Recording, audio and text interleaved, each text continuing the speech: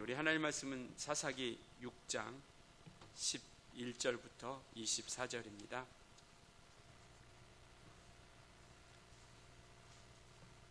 사사기 6장 11절부터 24절까지 교독하시겠습니다.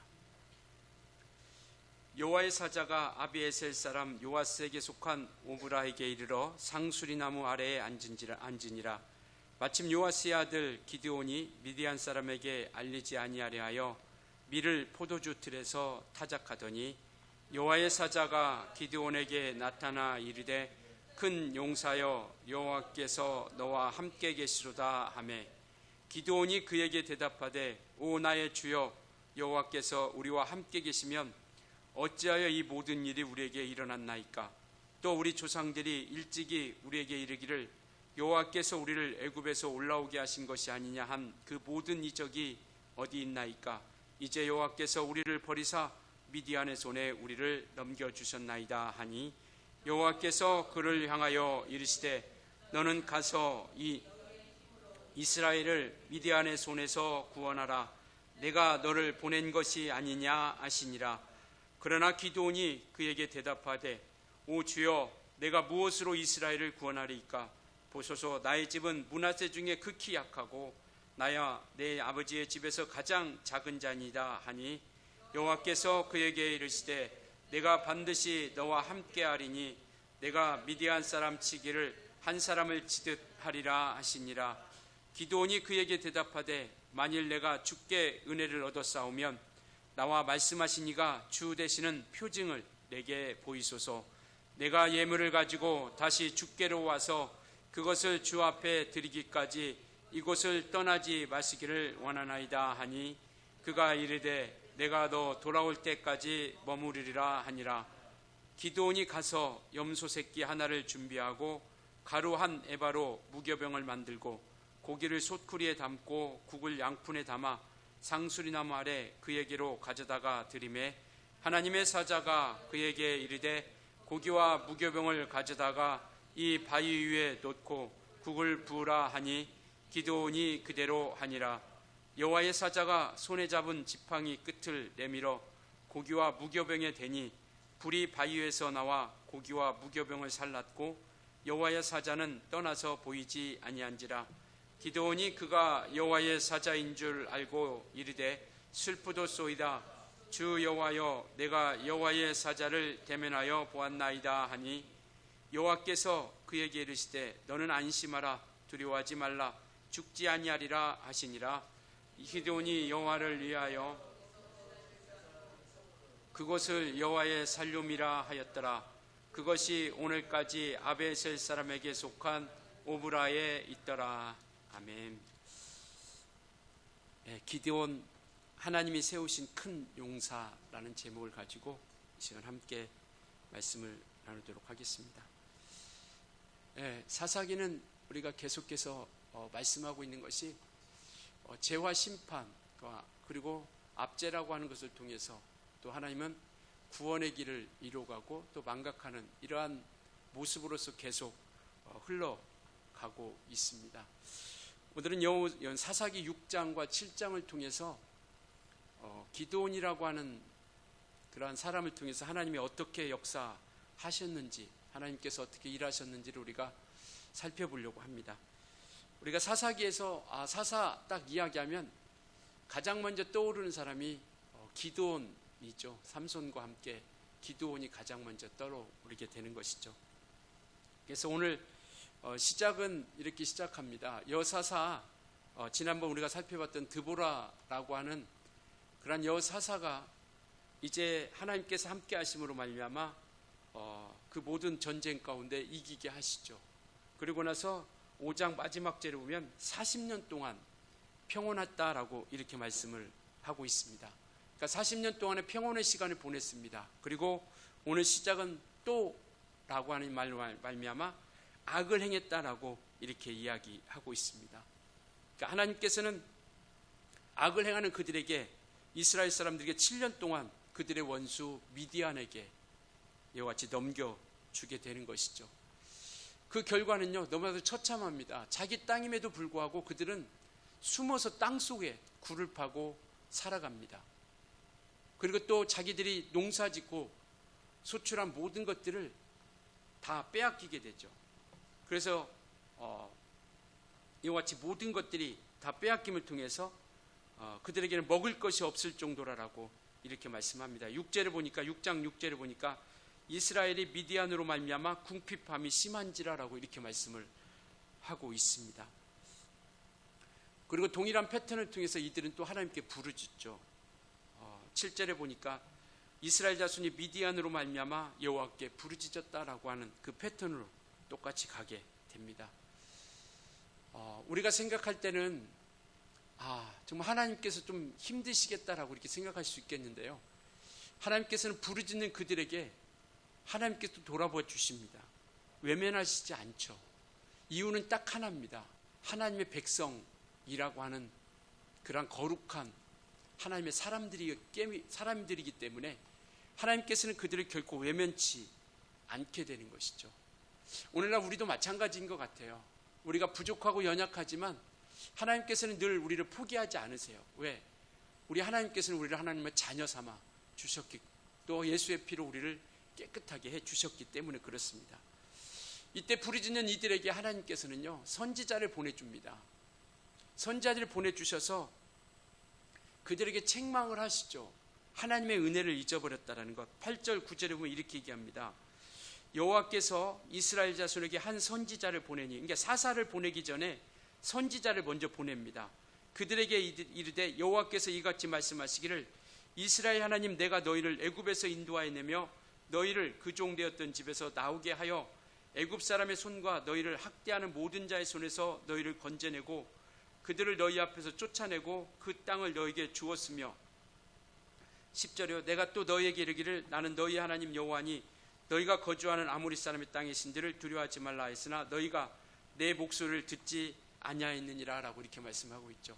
그러니까 이것을 정리하면 이겁니다. 하나님께서 은혜를 베풀어 주셨음에도 불구하고 그들은 하나님의 은혜를 망각하고 그리고 하나님 앞에 악을 행했다라는 거죠. 하나님 앞에 온전한 길을 걸어가지 않았다라는 겁니다. 하나님 말씀을 듣지 아니했다라는 것이죠. 먼저 선지자를 보낸 것은 그들이 정말 이와 같이 자기들의 죄악을 깨닫고 회개하기를 바라는 겁니다. 그러니까 너희가 이와 같은 고통, 이와 같은 어려움을 당하는 이유는 바로 너희가 죄가 있기 때문에 그렇다라는 것이고 그렇기 때문에 그 죄를 회개하고 하나님께로 돌아오기를 바라는 겁니다. 그러니까 하나님은 이 징계를 미디안이라고 하는 나라를 통해서 압제하고 그들을 침략을 통해서 모든 소출을 빼앗아가는 그러한 징계를 통해서 하나님께서는 이들이 그들의 죄악을 깨닫기를 원하는 거고 하나님의 하나님의 마음 가운데 속해 있는 건 뭐냐면 그들이 거룩한 길에 온전히 서기를 바라고 그들이 온전히 자라가기를 바라는 겁니다. 그러니까 하나님 앞에 온전히 서가기를 바라는 거죠. 거룩함을 잃어버리지 않고 그리고 온전한 뜻대로 나아가는 것. 그래서 하나님은 괴롭지만 아프지만 우리가 자녀들을 키울 때 자녀들에게 때로는 징계를 또 매를 또 때로는 꾸중을 대하죠. 그때 기분이 째져가지고 아이들을 꾸중하고 매를 대는 부모는 없죠. 좀 잘 됐으면 좋겠다. 네가 좀 온전한 길로 걸어갔으면 좋겠고 네가 좀 바른 길로 걸어가고 잘된 길로 갔으면 좋겠다라는 마음을 가지고 이와 같이 꾸중을 하게 되는 것이죠. 하나님도 똑같은 마음이십니다. 이러한 징계를 통해서 하나님이 기뻐하시는 것이 아니라 이들이 좀 들어왔으면 좋겠다. 이들이 좀 하나님께로 가까이 왔으면 좋겠다.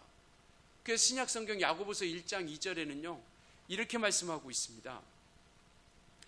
내 형제들아 너희가 여러 가지 시험을 당하거든 온전히 기쁘게 여기라. 어떻게 기쁘게 여길 수 있을까요? 시험이 있는데 어떻게 기쁘게 여길 수가 있을까요? 그런데 성경은 하나님께서 우리에게 여러 가지 시험이 있는데 너희가 그것을 기쁘게 여기라. 그리고 야고보서 1장 4절에 보면 이렇게 말씀하고 계세요. 이는 뭐냐면 우리를 온전하게 하고 또 우리를 부족함이 없게 하려 하십니다라고 이렇게 말씀하고 있습니다. 그러니까 우리를 온전하게 세워져 가기 위해서 하나님께서는 그 시험이라고 하는 연단의 과정을 가지게 되는 것이죠. 그러니까 이스라엘 백성들에게 미디안이라고 하는 그 나라를 통해서 이와 같이 시험과 연단을 주신 것은 그들이 말씀을 통해서 이와 같이 온전히 하나님 앞에 이끌림 받고 나아가기를 바라고 있습니다. 선지자들을 통해서 말씀을 주시고 그들이 돌아오기를 바라는, 죄를 깨닫고 돌아오기를 바라는 그런 마음을 통해서 선지자를 먼저 보내고, 또 하나님께서는 선지자가 통해 말씀을 주신 후에 사사를 세워주십니다. 누구를 세워주시느냐? 6장 12절 우리 한번 같이 읽을까요? 오늘 본문 말씀 6장 12절 같이 읽습니다. 시작. 여호와의 사자가 기드온에게 나타나 이르되 큰 용사여, 여호와께서 너와 함께 계시도다. 하나님께서 누구를 부르냐면 기드온이라고 하는 사람을 정말 사사로 세우십니다. 그때 뭐라고 부르냐면 큰 용사여라고 이렇게 부르게 되는 것이죠. 그런데 오히려 이 지금 6장 7장을 우리가 계속해서 살펴보면 이 기드온이라고 하는 사람은 큰 용사라고 하는 것보다는 어떻게 보면 두려움이 많은 사람이요, 겁쟁이라고 하는 말이 더 어울릴 수 있다라는 것이죠. 오늘 11절에도 뭐라고 말씀하고 있냐면 여호와의 사자가 아비에셀 사람 요아스에게 속한 오브라에 이르러 상수리 나무의 아래에 앉은지라. 마침 요아스의 아들 기드온이 미디안 사람들에게 알리지 아니하려 하여 밀을 포도주 틀에서 타작했다라고 이렇게 얘기하고 있어요. 밀은 상식적으로 봐도 밖에서 마당에서 밀을 타작을 하죠. 그리고 포도주는 안에서 포도주 틀을 통해서 포도주를 틀을 이와 같이 타작을 합니다. 그런데 이 기드온은 미디안 사람들이 두려워서 이 밀을 타작하는데 어디서 하냐? 그 안에 숨어서 포도주 틀을 통해서 바로 밀을 타작을 하게 되는 것이죠. 그러니까 그만큼 이 기드온이라고 하는 사람은 두려움이 많은 사람이죠. 그리고 겁이 굉장히 많았던 사람입니다. 그럼에도 불구하고 하나님께서는 이렇게 나약하지만 하나님께서는 이와 같은 정말 하나님을 나약한 그지만 하나님은 이를 큰 용사여라고 말씀하시면서 이와 같이 그를 부르시고 사용하게 된다라는 것이죠. 이는 곧 뭐냐면 겁이 많고 두렵지만 하나님께서 함께 하시고 하나님께서 쓰신다라고 한다면 바로 이와 같이 우리는 정말 하나님의 영광을 드러내게 되게 되고 하나님을 의지하게 된다. 의지학을 통해 하나님을 의지하고 하나님의 영광을 드러내고 나타나는 그러한 모습으로서 나타낼 수 있다라는 것을 이야기하고 있는 것이죠. 그러니까 하나님은 부족하지만 하나님의 있음을 깨닫게 하고 말씀을 통해서 그가 하나님께로 돌아오게 하고 하나님을 의지하게 합니다. 그리고 그 결과는 하나님의 영광을 나타나게 하죠. 그래서 사도 바울도 고백하고 있는 것처럼 고린도후서 12장 9절에는 이렇게 말씀하고 있습니다. 우리 한번 같이 한번 읽을까요? 네, 앞에 화면 보고 우리 같이 한번 읽겠습니다. 고린도후서 12장 9절 시작. 나에게 이르기를 내 은혜가 내게 족하도다. 이는 내 능력이 약한 데서 온전하여짐이라 하신지라. 그러므로 도리어 크게 기뻐함으로 나의 여러 약한 것들에 대하여 자랑하리니 이는 그리스도의 능력이 내게 머물게 하려 하심이라. 그래서 10절 보면 내가 약할 그때의 강함이라 라고 이렇게 말씀하고 있습니다.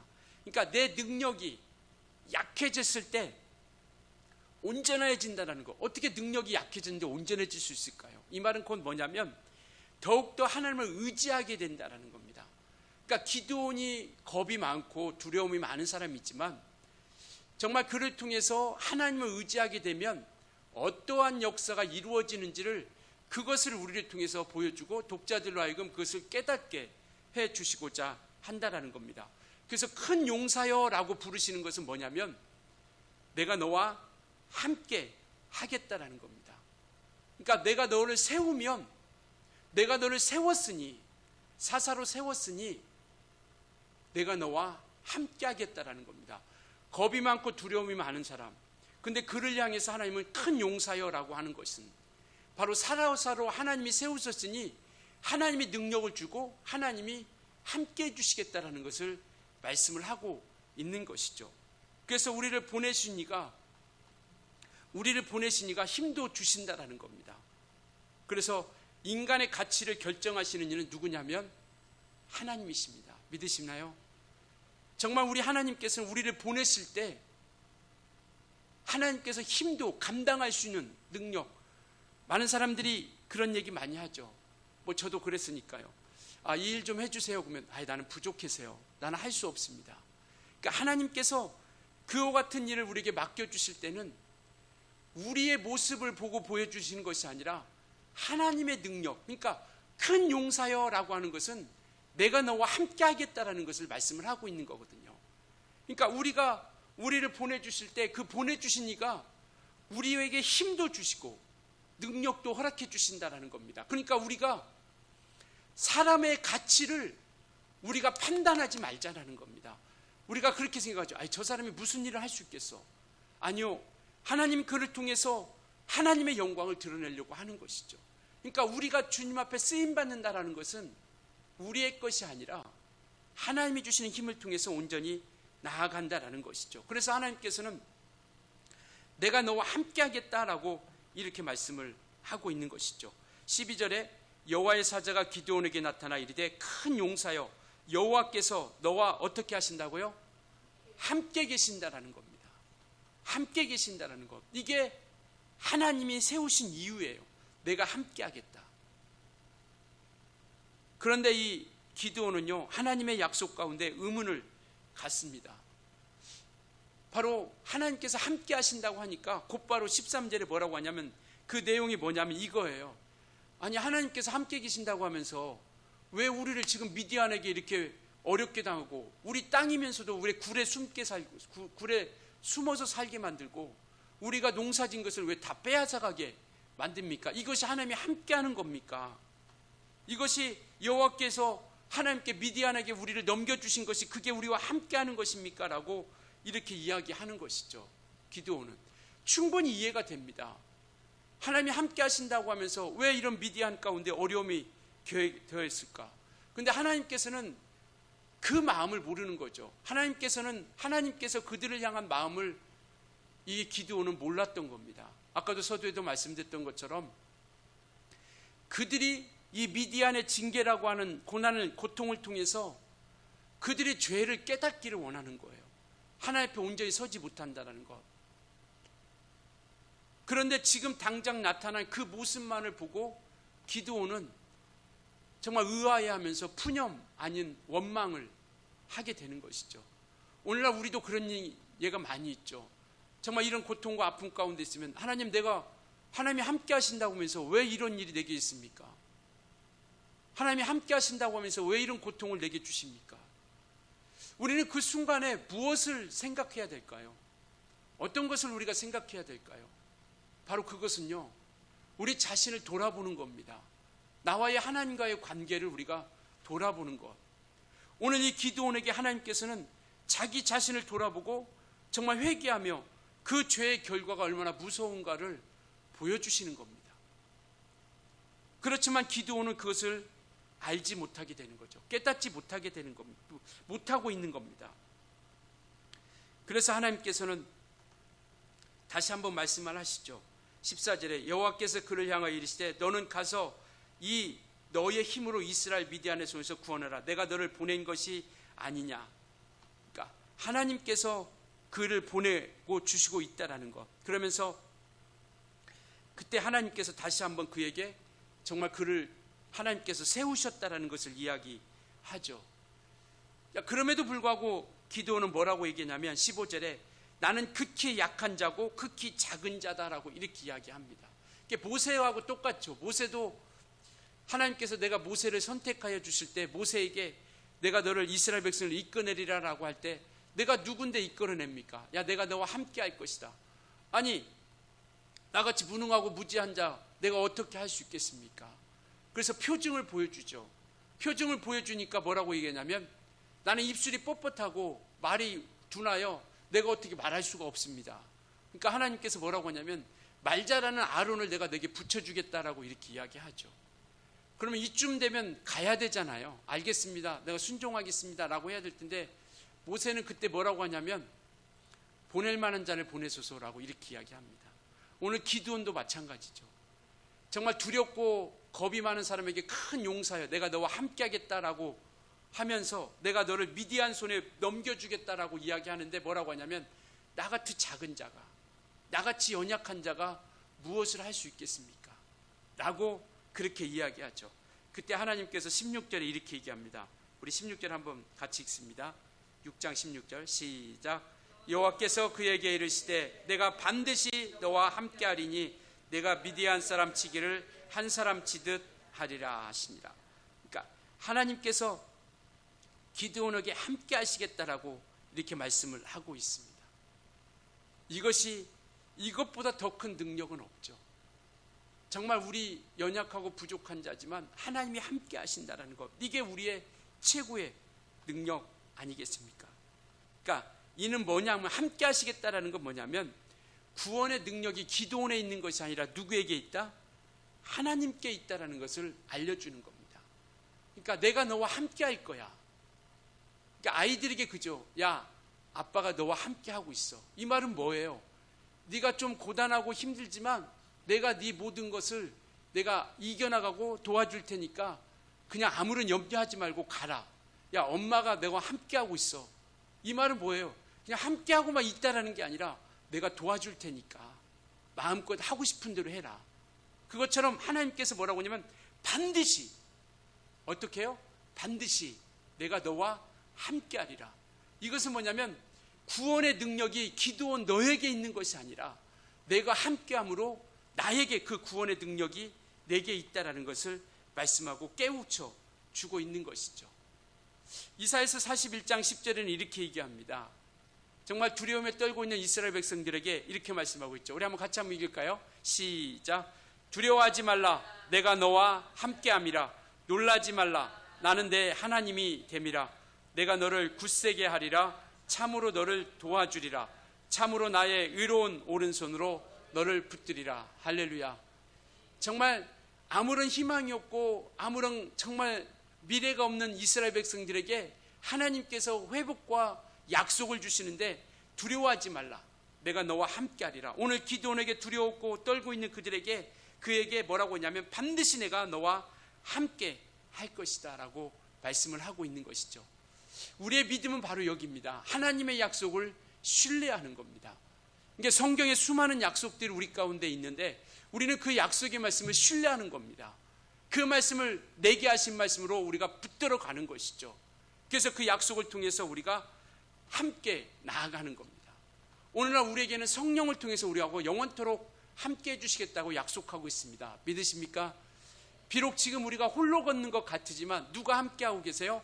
성령께서 우리 안에 영원토록, 영원토록이라고 하는 것은 떠나지 않겠다라는 거예요. 영원토록 우리와 함께 하시겠다라는 것을 말씀을 하고 있습니다. 그러니까 하나님께서는 우리에게 일을 주실 때, 사명을 주실 때 능력도 함께 주신다라는 겁니다. 그래서 우리는 정말 이와 같이 능력과 함께 나아가기에 정말 능력을 함께 주시는 이가 있기에 그 사명을 이루어 갈 수 있다라는 것이죠. 이게 중요한 것 같아요. 내 자신을 보면 오늘도 우리가 모세 얘기도 했고 기드온 얘기를 우리가 살펴보고 있지만 우리 자신을 봐도 우리 너무나도 부족한 자잖아요. 나 같은 자가 무슨 주의 일을 할 수 있겠습니까? 저 자신을 봐도 그래요. 나같이 부족한 자가 무슨 설교를 한다고 몇 주마다 서서 할 수 있을까? 그렇지만 그럼에도 불구하고 담대할 수 있는 것은 뭐냐면 오늘 이 말씀입니다. 하나님께서 함께 해주시겠다라는 거죠. 그래서 저는 늘 기도하고 씁니다. 왜? 내 힘으로는 안 되니까. 그래서 하나님이 도와주시고 하나님께서 함께 하시고 내 입술을 주장해 주셔서 하나님이 이끌어 주시는, 하나님이 역사하시는 대로 온전하게 나아갈 수 있도록 우리가 주의 일을 감당할 때도 바로 그런 것 같아요. 우리는 부족하지만 하나님이 함께 해주시게 우리에게 사명을 주실 때 능력도 함께 해주신다 약속해 주셨으니 그 능력을 믿고 그래서 우리는 약속을 신뢰하는 겁니다. 마태복음 28장에 보면 모든 족속으로 제자를 삼으라라고 이렇게 말씀하고 계세요. 마지막 하늘에 오르시길 때 주님께서 부활하시고 승천하시기 전에 오늘 우리에게 말씀하고 있죠. 너희는 모든 족속으로 제자를 삼으라. 이것이 우리에게 주신 사명입니다. 그리고 나서 하신 말씀이 뭐냐면 내가 영원토록 너희와 함께하리라. 마태복음 28장 20절에 그렇게 말씀을 하고 있죠. 이것이 우리의 힘입니다. 그러니까 우리는 하나님의 말씀 앞에 그것을 신뢰하고 나아가는 것. 그래서 하나님 말씀 앞에 우리가 권위를 두는 것, 그게 우리의 믿음이 아닌가 싶습니다. 그러니까 하나님의 말씀 앞에 우리가 주저하는 것은 뭐냐면 두려움입니다. 이 기드온처럼 두려운 거죠. 내가 할 수 있을까? 나같이 약한 자가, 나같이 작은 자가. 성도를 무력화시키는 이 두려움이라고 하는 것은 뭐냐면 우리를 무력화시키는 거거든요. 성도가 성도로서 온전히 서가지 못하도록 그 두려움을 우리에게 가져다 주는 겁니다. 이 두려움은 누구의 무기냐면 마귀의 무기예요. 그래서 우리를 늘 약하다고 만들죠. 그거 참 좋은 겁니다. 근데 우리는 거기서만 끝나면 안 된다는 거죠. 약하다라는 것을 끝나는 것이 아니라 사도 바울도 그죠. 약할 때 강함이라. 왜? 내가 하나님을 더 의지하는 계기가 되기 때문에. 그러니까 이 두려움이라고 하는 것은요, 마귀가 주는 생각으로서 우리 성도들을 무력화시키는 마귀의 가장 큰 강력한 무기입니다.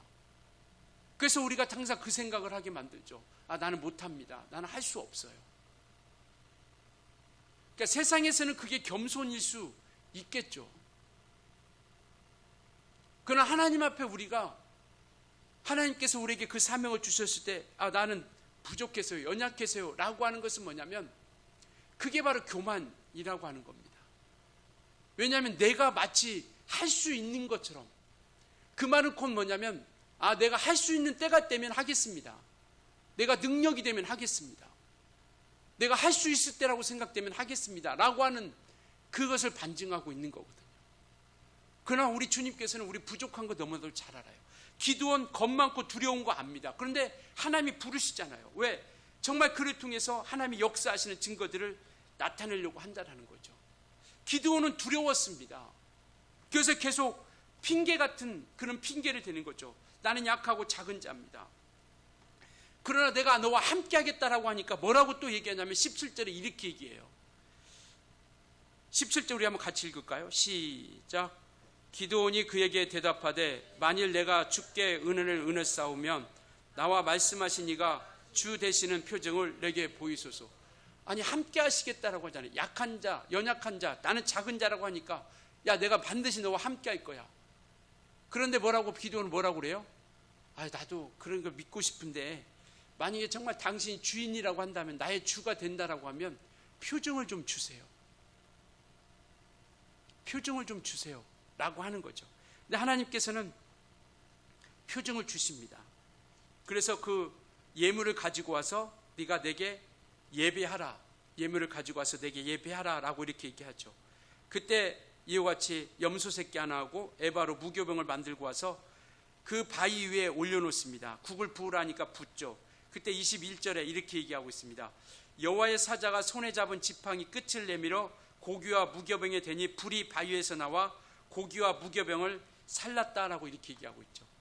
이게 불이 내려온 겁니다. 갈멜산에서 불이 내려와서 그 모든 제물을 태웠던 것처럼 불이 내려와서 그 제물을 태운 거예요.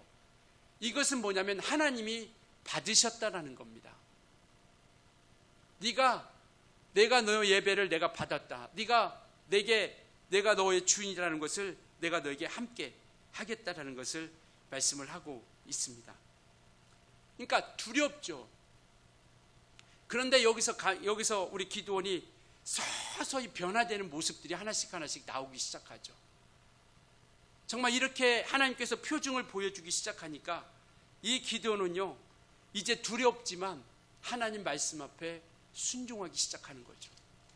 바로 그것이 25절부터 나와 있는 말씀인데요. 어떤 내용이냐면 이 아버지가 우상을 섬겼던 사람이에요.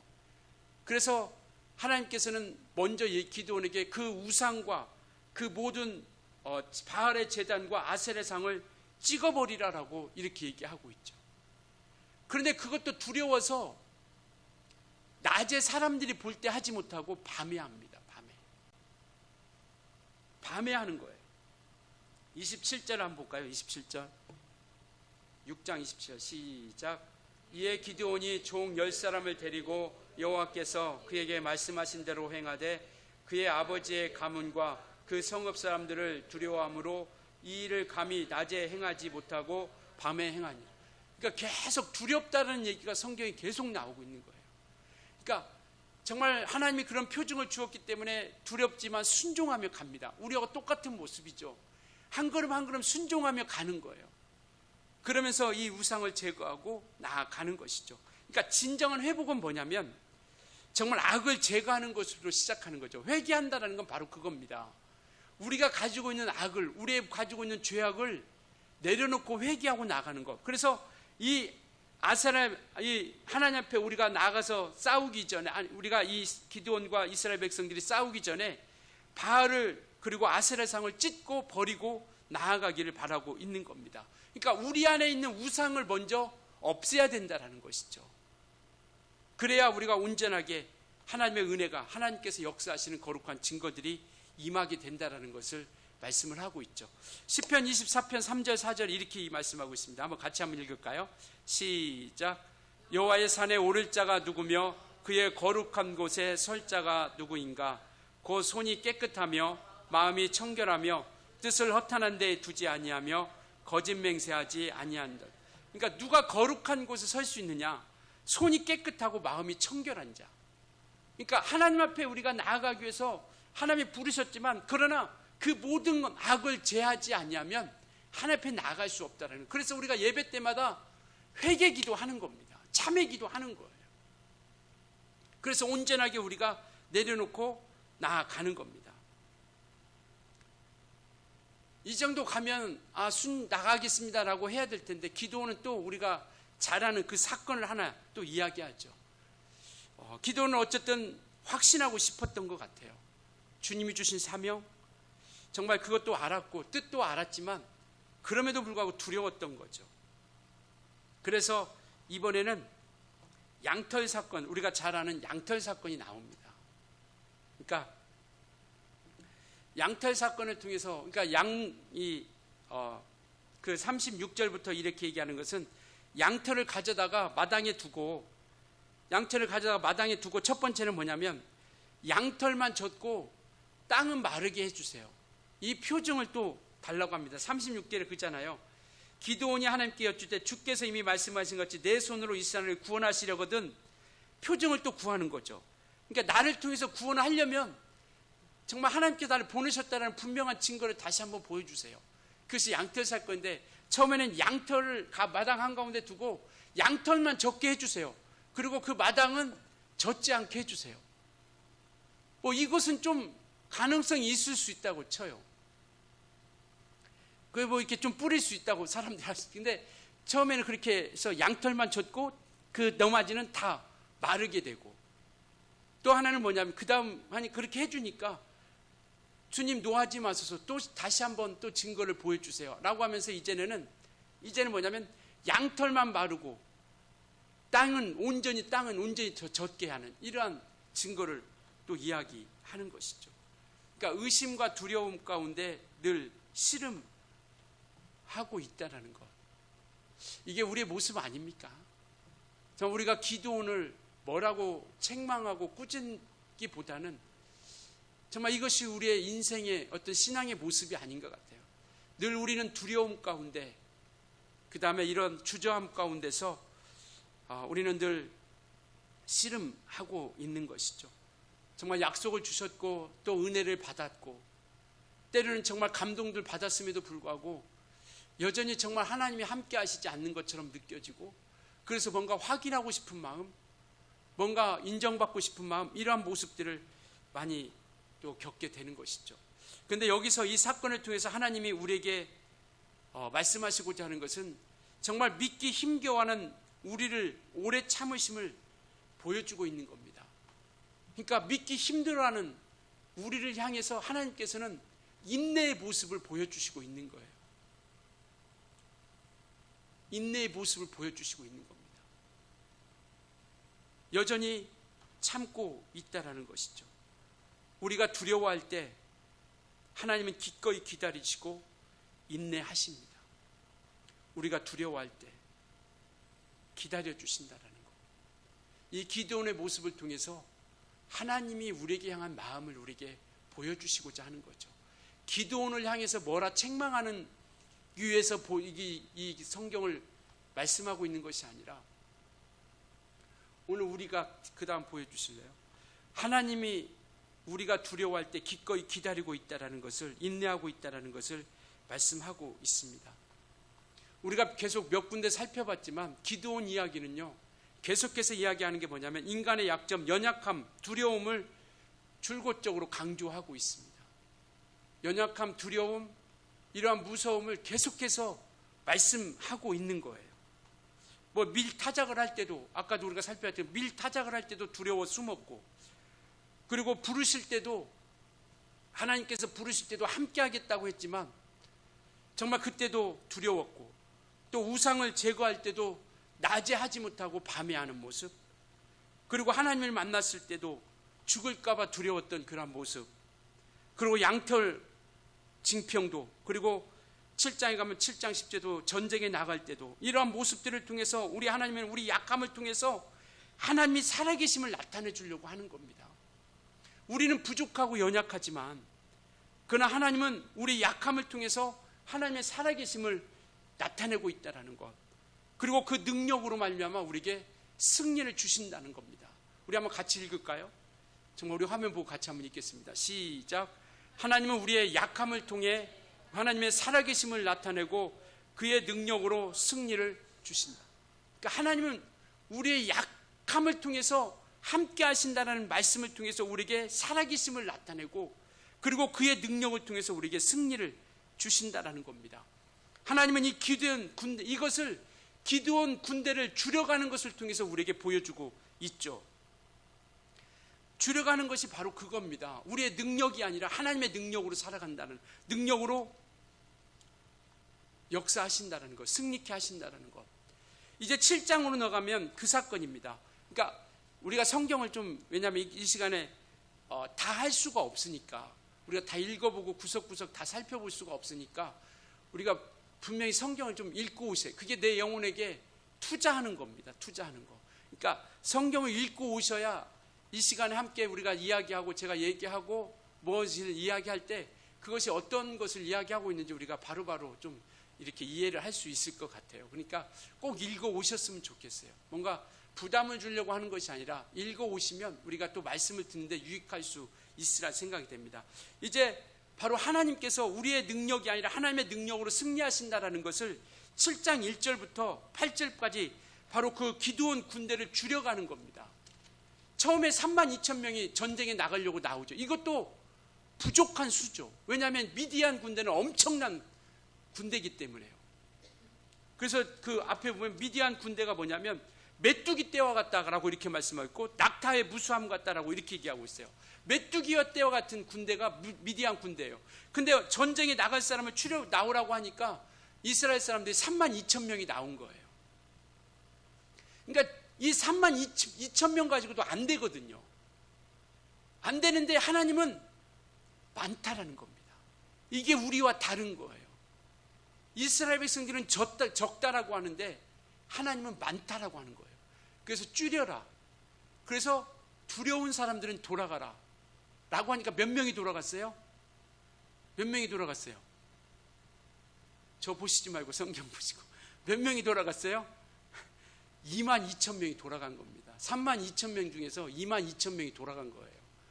몇 명 남았습니까? 몇 명 남았어요? 몇 명 남았어요? 32,000명 중에서 22,000명이 돌아갔어요. 그럼 몇 명 남았어요? 그런데 이 숫자가 많아요, 적어요? 적죠. 32,000명보다 22,000명이 줄었으니 적죠. 근데 하나님은 이것도 많다라고 하는 겁니다. 그래서 강가로 데리고 와서 이제 물을 마시게 하는데 엎드려서 마신 사람, 물을 떠서 마신 사람 구분을 하죠. 그래서 떠서 마신 사람 300명을 고르게 됩니다. 그래서 우리가 기드온의 몇 명 용사 이렇게 얘기하죠. 기드온의 몇 명이라고 그래요? 300용사라고 이렇게 얘기하잖아요. 그래서 300명을 가지고 전쟁에 이뤄가는 겁니다. 왜 이렇게 줄였을까요? 그 답이 2절에 나와 있습니다. 7장 2절 우리 한번 같이 볼까요? 7장 2절 같이 읽습니다. 시작. 기드온에게 이르시되 너를 따르는 백성이 너무 많은즉 내가 그들의 손에 미디안 사람을 넘겨주지 아니하리니 이는 이스라엘이 나를 거슬러 스스로 자랑하기를 내 손이 나를 구원하였다 할까 함이니라. 그러니까 왜 주력하느냐? 혹 이스라엘 백성들이 우리가 전쟁에서 우리 힘으로 이겼다라고 할까 봐서, 교만할까 봐서, 하나님을 잊어버릴까 봐서. 그래서 이스라엘은 하나님의 능력으로 승리한 겁니다. 하나님의 능력으로 승리한 거예요. 무기도 없이. 이게 말이 됩니까? 300명으로 정말 그 무수한 군대를 무너뜨린 거예요. 무기도 없이.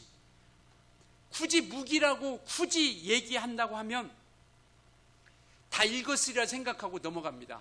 나팔, 횃불, 항아리, 이 세 가지가 무기예요. 이게 무슨 무기입니까? 나팔이 무기입니까? 횃불이 무기예요? 항아리가 무기입니까? 어떻게 싸우느냐? 전쟁을 어떻게 치르느냐? 나팔을 불고 항아리를 깨트리는 거예요. 근데 사람들이 다 죽어요. 이게 하나님의 능력입니다. 나팔을 불고 그 다음에 항아리를 깨트려. 항아리 소리가 어떻게 나요? 항아리 소리가 어떻게 납니까? 깨지면. 안 깨봐서 잘 모르죠. 근데 이게 무기로 싸우는 거예요. 나팔 불고 항아리 깨트리니까 우리는 전쟁에서 승리는 주님의 약속에 의해서 승리하는 겁니다. 우리 7장 17절 볼까요? 7장 17절 시작. 그들에게 이르되 너희는 나만 보고 내가 하는 대로 하되 내가 그 진영 근처에 이르러서 내가 하는 대로 너희도 그러하라. 그러니까 기드온이 하는 대로. 기드온이 뭐냐면 300명을 세 부대로 나눠가지고 항아리 깨트리고 횃불이러가지 나팔 불고 이렇게 하니까 그렇게 똑같이 따라서 하라는 거예요. 이게 전쟁의 전술입니다. 내가 한 것처럼 너희도 하라. 오늘 우리가 하나님이 함께 하심을 통해서 주님이 가셨던 믿음의 길을 우리가 함께 걸어가는 겁니다. 주님을 바라보고 하는 거죠. 믿음의 주요 온전케 하신 예수를 바라보자. 우리가 담대할 수 있는 것은 뭐냐면 하나님의 약속이 있기 때문입니다. 할렐루야. 우리가 능력이 있어서가 아니라, 그래서 전쟁은 하나님께 속한 것이다라는 것.